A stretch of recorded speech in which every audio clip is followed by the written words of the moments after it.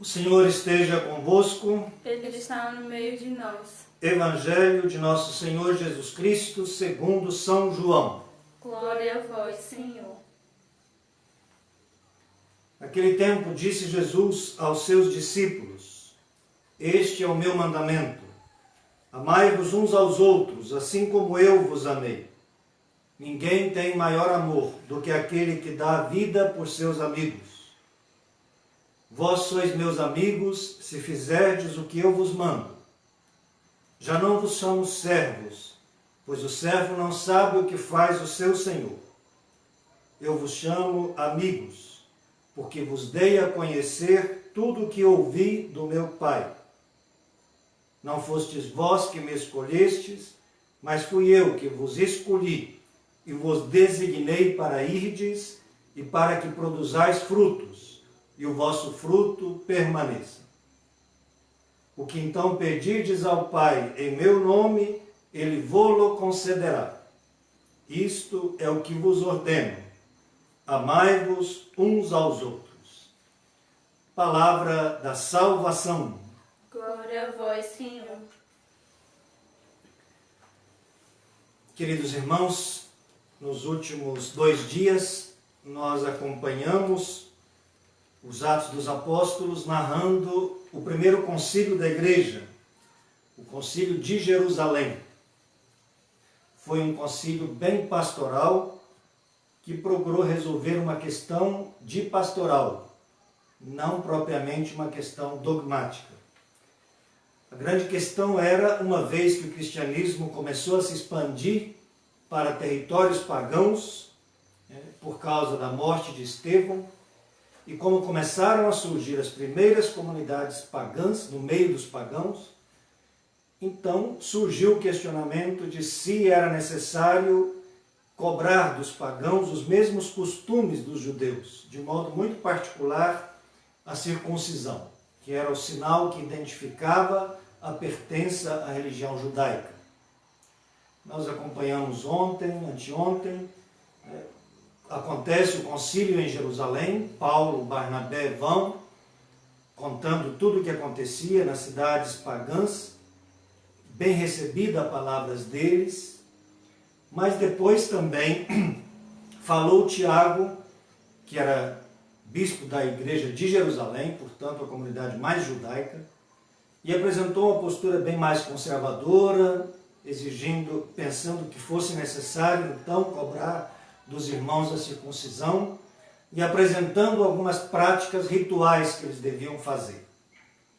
Depois discursou Paulo, apresentando a visão mais aberta de que se deveria abrir aos pagãos, e depois discursou Pedro, fazendo um discurso bem conciliador entre as duas posições, dando bastante mais razão a Paulo, ainda que também bastante condescendente com a postura de Tiago. Por fim, então, o concílio decide, fundamentalmente, a decisão mais importante: não era necessário exigir dos pagãos a circuncisão. É como se dissesse, o cristianismo, então, não é somente do judeu. O cristianismo tem que estar aberto a todas as culturas e se inculturar em cada lugar, adquirir a cara de cada cultura. Eu tive o privilégio de participar de uma assembleia da minha congregação, quando eu pertencia à congregação em Roma, em que tinha gente do mundo inteiro. E foi encantador para mim. Se vocês verem a missa celebrada por um indiano, tem outra característica. A missa celebrada pelo indiano, ela é muito mais circunspecta, mais intimista, com alguns instrumentos assim, meio de sons, umas coisas assim diferentes. Missa dos africanos, nessa reunião da congregação, outra coisa. Super alegre, dança, muita dança na missa. Alguns gritos que nós entenderíamos como algo muito estranho, assim, umas coisas muito... Mas uma missa alegre, festiva. E assim, o cristianismo vai se encarnando em cada cultura. Isso deve muito a essa primeira decisão. Essa decisão de que o cristianismo não deve ficar fechado nos costumes judeus, ou seja, ele é universal, é católico, deve se encarnar em todas as culturas. Agora, a beleza desse texto, eu acho, é a sabedoria da igreja. Ela toma fundamentalmente a decisão pelo lado de Paulo, mas não deixa de atender a um pouco algumas coisas que Tiago fala. Isso é a sabedoria de saber pensar em todo mundo, olhar todos os lados, não pensar só num lado, não atender só uma visão. Eu vou quase que repetir, porque a carta, o que eles fazem? Terminam o concílio, eles mandam uma carta para as comunidades das regiões pagãs e mandam, junto com Paulo e Barnabé, duas testemunhas principais da igreja naquela época, Silas e Judas, chamado Barsabás, e o texto diz que eram homens de grande respeito na comunidade, muito considerados. Então eles estão mandando alguém que pode dizer, olha, realmente a gente decidiu por isso. A carta é muito bonita. A carta diz, que inicialmente começa dizendo, nós ficamos sabendo que alguns dos nossos foram aí causar perturbações no meio de vocês, transtornaram o espírito de vocês. Eles não foram enviados por nós. Eu chamei a atenção isso ontem, anteontem, não sei. Fofoca nunca tem dono. Eles saíram, foram lá fazer problema lá na região pagã e não tinham autorização para isso. Os apóstolos falam claro, eles não foram enviados por nós. Aí diz, então nós reunimos e nós e o Espírito Santo, sempre isso aqui é importante. Nos Atos dos Apóstolos, o ator principal é o Espírito Santo. Então quem tomou a decisão? Nós e o Espírito Santo. Qual foi a decisão que nós tomamos? Não é preciso impor nenhum fardo a vocês. Vocês não têm que virar judeu para ser cristão. Mas, aqui entra o que eu falava da condescendência com Tiago. Nós vamos pedir algumas coisas que são indispensáveis. 4 coisas, que são, a maioria delas, litúrgicas. São rituais de pureza. Não comer, abster-se de carnes sacrificadas aos ídolos, carnes que foram usadas em ídolos pagãos, do sangue de animais não sangrados, sufocados, da carne de animais sufocados e das uniões ilegítimas, que provavelmente eram uniões matrimoniais não segundo a palavra de Deus, não segundo o Evangelho de Cristo. Então o texto termina dizendo que eles foram e transmitiram essa carta ao povo e o povo ficou todo mundo feliz.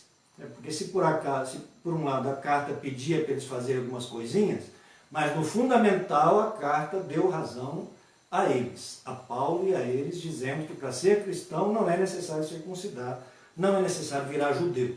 O cristianismo deve se expressar no mundo inteiro, em todas as culturas, e essa é a riqueza do cristianismo. Ele se encaixa em culturas diferentes e tem que ter caras diferentes.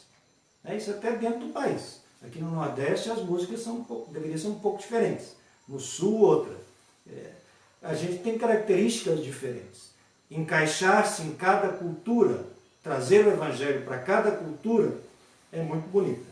Por isso que hoje eu pensei em colocar uma música que eu acho uma das músicas que eu mais gosto aqui do Nordeste, que é a Ave Maria Sertaneja, do Luiz Gonzaga. Uma forma de expressar que o Evangelho tem que encaixar em cada cultura. O Evangelho de hoje eu nem entendi, eu gosto de liturgia, eu não entendi, ele é o mesmo de ontem, só aumenta 2 versículos, diminui. Ontem tinha mais 2, 3 versículos do que hoje. Então eu já expliquei bastante o Evangelho de hoje. Queria chamar a atenção então sobre 2 coisas que ontem eu não chamei a atenção, 2 detalhes, 2 detalhes que eu acho muito bonitos para a nossa vida. Essa palavra que Jesus diz, eu não vos chamo servos, porque o servo não sabe o que faz o amigo. Vós sois meus amigos, eu vos dei a conhecer tudo o que ouvi do meu Pai. Muito bonito, Jesus dizer para os 12, os 11 discípulos, aqui é para os 12 discípulos, que é amigo deles, que os ama, que não tem segredos. Um bom amigo não tem segredo com o outro. Quando eu morei no Chile, sempre meu diretor espiritual, me lembro muito dele falar sempre isso. Procura ter uma relação de amizade com Jesus, seja amigo de Jesus. O que significa ser amigo de Jesus? É contar as coisas para ele, ser íntimo. Sentar com Jesus todo dia, a oração, mas uma oração de amigo. Né? A oração de amigo você não precisa. É muito bom rezar Pai Nosso, Ave Maria, terço, mas a oração de amigo é você sentar como se Jesus estivesse do seu lado e falar para ele tua vida, falar o que está acontecendo. E ele também vai te dizer alguma palavra, sem dúvida alguma. A gente não vai sentir naquela hora, mas ele vai te dizer alguma palavra. Mas saber que Jesus tem por seus discípulos uma relação de amigo. Ele nos ama como amigos e não escondeu nada de nós. Isso é muito bonito, né? Tudo que respeita do Pai, Jesus não escondeu nada. Ele falou tudo, não tem nenhum segredo. O único segredo é que Deus é mistério e vai continuar sendo a vida inteira. Não adianta a gente pensar que vai chegar lá na vida eterna e vai tirar o mistério. Deus é mistério. Mas não é só aqui não, lá também Deus é mistério. Se Deus não fosse mistério, ele não era Deus. Porque aí a gente podia segurar ele com a mão e dizer o que ele é. Mas Deus, ele nos escapa das nossas mãos. Ele é um mistério e é um mistério de amor. É um mistério cujo conteúdo é o amor. Mas o amor ninguém segura. Se você tentar definir o teu amor por uma pessoa, ninguém segura. O amor é maior do que toda definição. Essa é a primeira coisa que eu queria falar. A segunda, que eu também acho muito bonita, e que é um tema profundo da teologia e complicado, que é o tema da eleição, da escolha. Não foste vós que me escolhestes, mas fui eu que vos escolhi. E um tema complicado da teologia que Santo Agostinho trabalhou muito. Se Deus escolheu todo mundo, se ele escolhe alguns, segundo Santo Agostinho, Deus escolheu a todos. Só que nem todos respondem sim. A salvação, Deus chamou todos. Ele não chamou só alguns. Ele escolheu todos para a salvação. Ele quer que todos se salvem. Agora, nem todos acolhem.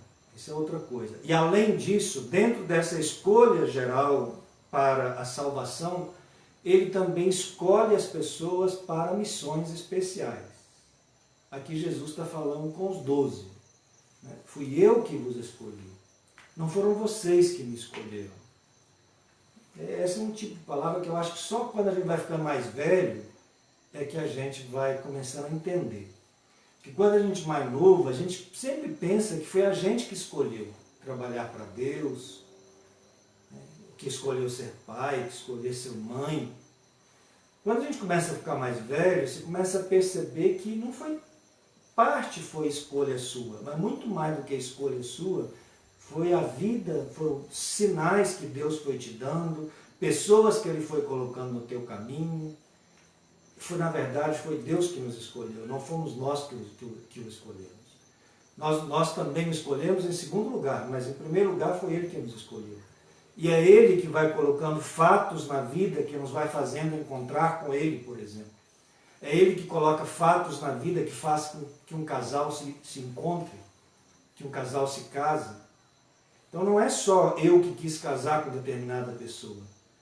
Tem a providência divina que vai fazendo as pessoas se encontrarem em determinado lugar, em determinada situação. E um padre também, Deus que vai conduzindo o seu caminho de maneira que você, de repente, se vê dentro daquilo, amando aquilo, encontrando um padre, encontrando um amigo que te chama, que vai. Né? Eu fico pensando, quando eu tinha 10 anos, um amigo meu me chamou para ser coroinha. E eu nem pensava o que ia dar aquilo. Comecei a ser coroinha. Depois os passos que vieram depois disso, agora aquele amigo, naquele momento, eu acho que era Deus que estava falando por ele, que estava chamando. Então assim também, cada um de nós, não fostes vós que me escolhestes, fui eu que vos escolhi.